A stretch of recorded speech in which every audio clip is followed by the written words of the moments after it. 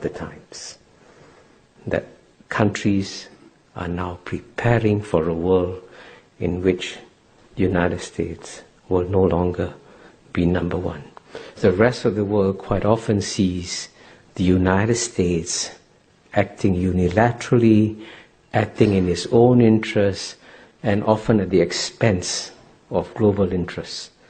And David mentioned that I've been the ambassador to the UN twice. I was there. I've served there for almost 10 years.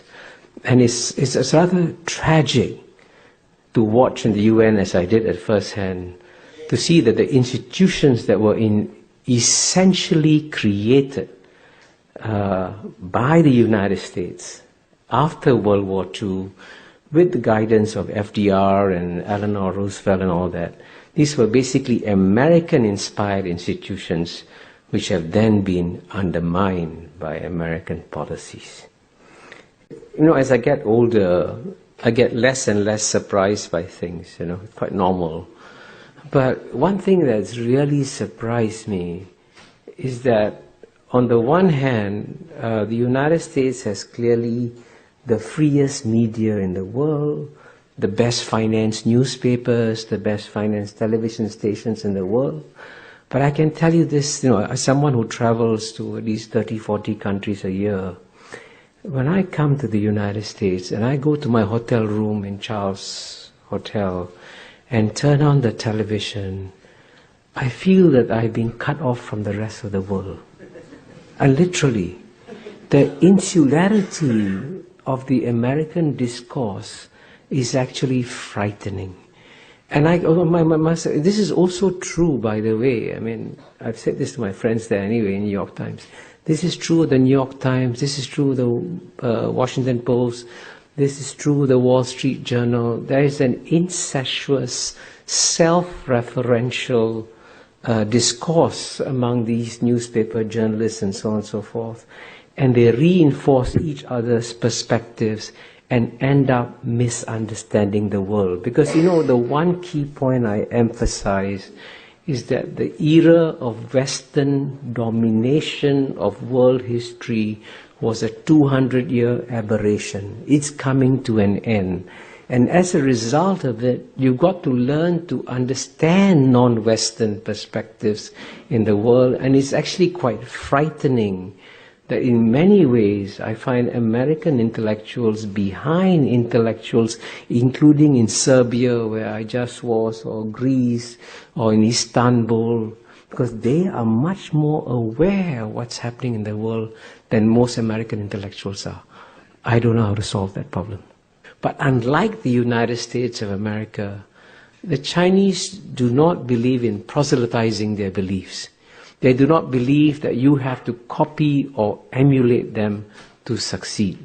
And they also believe that it is far better for people to admire and respect them for their deeds rather than to pay attention to their words. So in a sense, we will have a very different world when the world's number one power in the world is no longer a missionary power in the world. That, you know, if you look back over the longer history of China over the past 2,000 years or so, it's actually surprising how few military adventures the Chinese had overseas. And in general, they have actually, as you know, within the Chinese Confucian ethos, the guy who's a soldier is at the bottom of the value chain.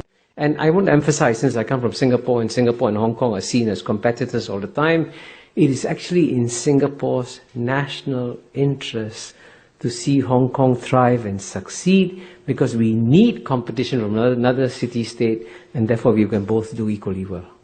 I mean, Singapore will not just survive, Singapore will do very well.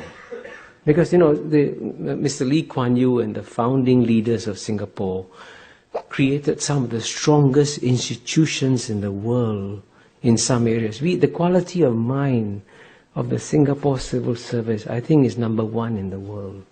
The quality of mind of the Singapore judiciary is also probably number one in the world.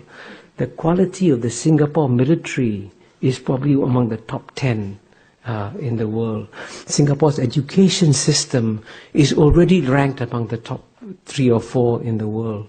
We have the world's best airport, the world's best functioning port. So we have created a whole ecosystem of excellence in Singapore.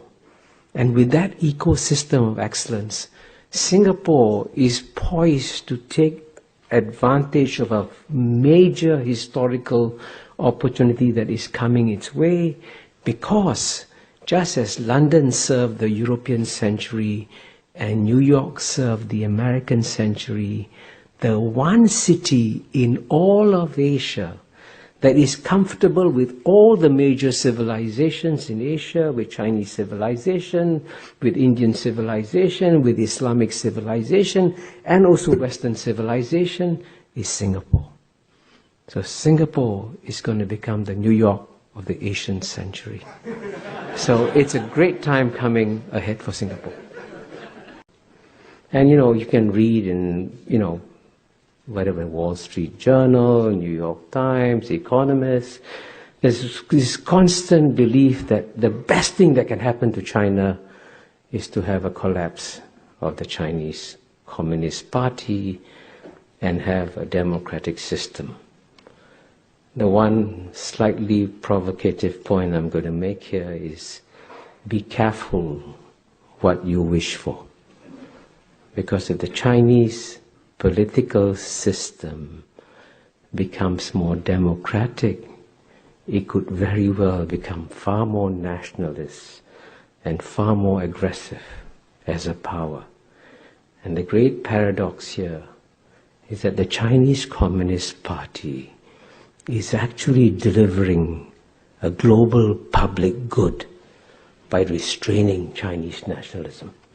And if you didn't have a strong Chinese Communist Party in charge, you might actually get a more nationalist, a more assertive China. And when I first went to China in 1980, there wasn't a single Chinese tourist leaving China.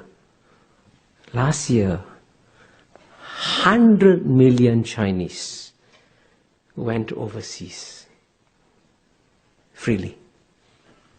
And 100 million Chinese returned to China freely.